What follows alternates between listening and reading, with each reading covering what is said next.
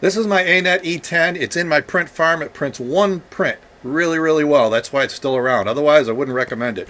But I've been using peel poly sheets or build tack sheets on it, and eventually they wear out. So I recently replaced it with an Ultrabase Anycubic glass plate. I'll show you how I did this and why I love it on today's Filament Friday.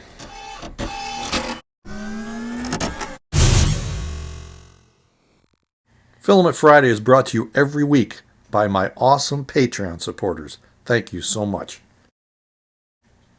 This is the print that I do most of the time on my Anet E10. It's just a little plug. I do it for a customer and they're happy with the results. But when I'm short, I have to get other printers involved, like the CR10. And when I do, I love it because I love printing on glass with just a little bit of glue. When they stick, I can't pull them off with my fingers, so I use a pliers to pop them off.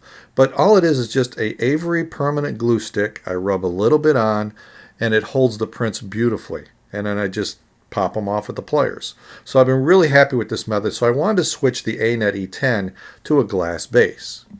One drawback to using glue is you end up with a glue residue on the bottom. So the easiest way to get rid of that, just drop them into water, let them soak a little bit.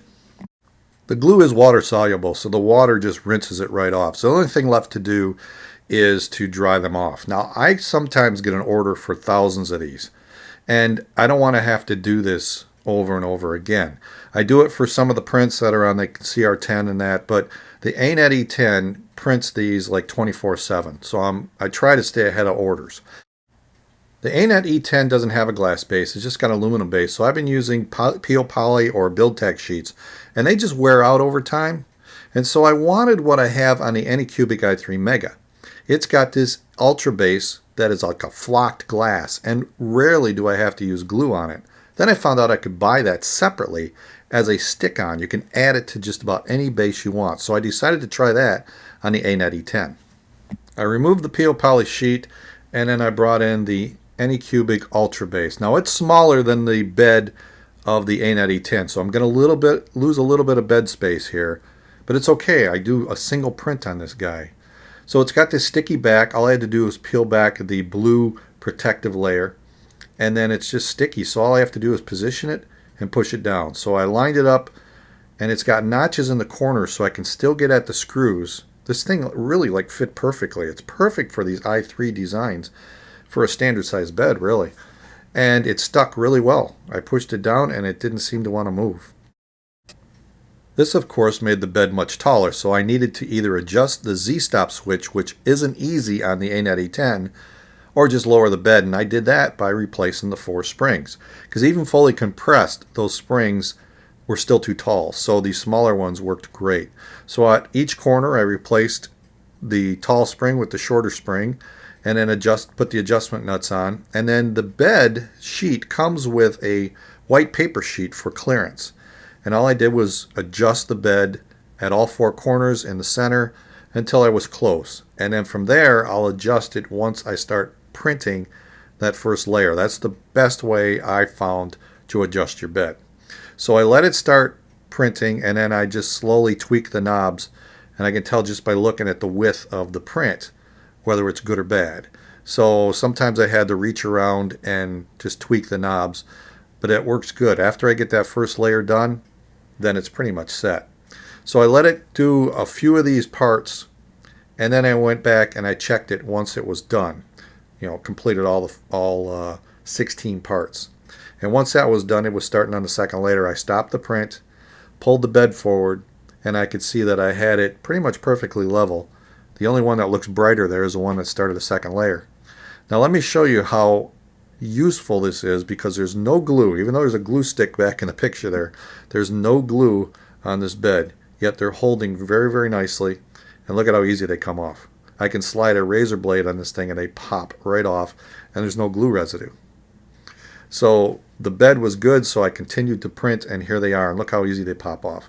And they're nice and smooth, and they just pop right off, and no pliers, no having to wash them. So I'm very, very happy with the results. The Ultra Base is working great on the Anet E10. They come packaged really, really well in a nice foam, so you don't have to worry about it breaking. And I found them on Amazon for a decent price. I'll put a link in the description below. So if you buy through that link, It actually helps the channel out, and I get a few pennies. I also bought a second one because I remember the Mini, the CR10 Mini with the acrylic base. I decided I want to try and rebuild this into kind of my own CR10 with a few minor modifications, and this is one of them. I want to put an Ultrabase on it. So I hope they come out with bigger versions of this, because I wouldn't mind putting this on my CR10s.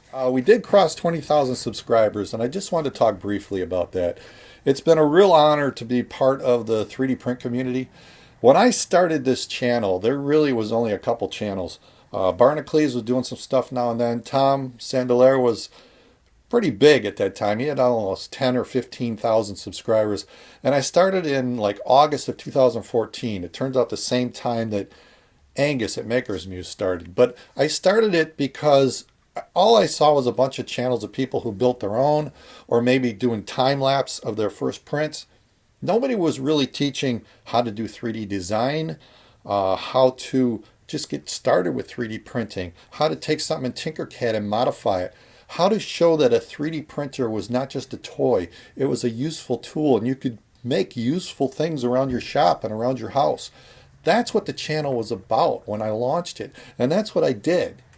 Well, now you look on YouTube, there's hundreds of channels doing all that. There's channels doing design work with Fusion 360s and Tinkercad and beyond, and Blender.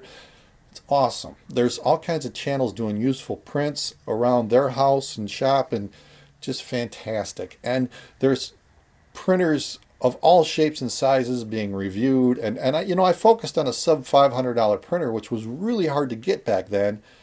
And now they're everywhere. In fact, they're really, really good.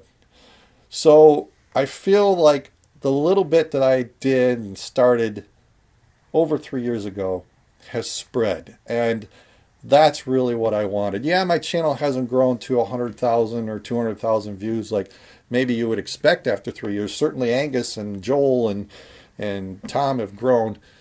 But I'm happy with what I was able to do. I brought my message to YouTube, and I think I helped a lot of people get started in 3D printing, and that's really what it's all about. So please keep watching. I appreciate your subscribing.